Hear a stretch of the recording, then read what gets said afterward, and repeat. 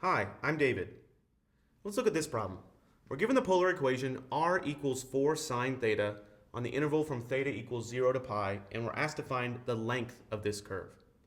Okay, in order to do this, we have a formula for arc length.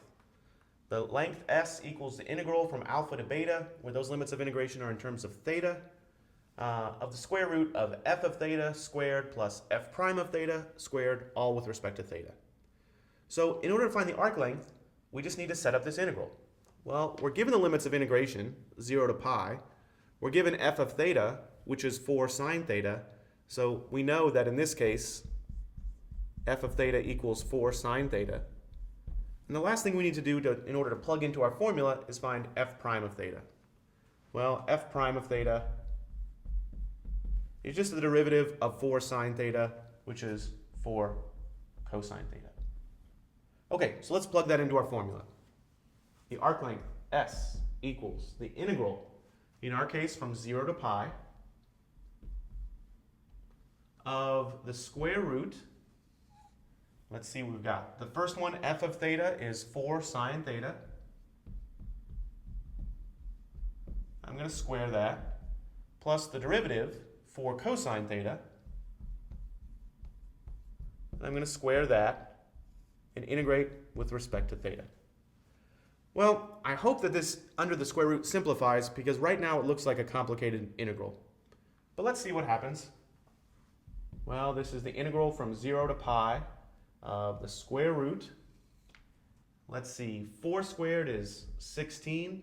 Sine theta squared is sine squared theta. Plus, over here I've got 16 cosine squared theta d theta. Well, you might see right away something nice is going to happen, but let's do one more step. This is the integral from 0 to pi of the square root. Well, one thing I can do is I can factor out a 16. And I'm left with sine squared theta plus cosine squared theta d theta. Well, the nice thing happens here is that sine squared theta plus cosine squared theta is just equal to 1. So I really just have the integral from 0 to pi of the square root of 16 times 1, which the square root of 16 is just 4 d theta. So after a little bit of simplification, my integral, which looked kind of nasty up here, really just turns into the integral of 4 with respect to theta.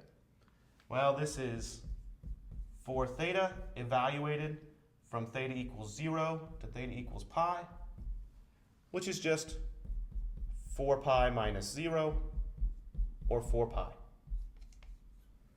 So the length of this curve, 4 sine theta, from theta equals 0 to pi, is just 4 pi.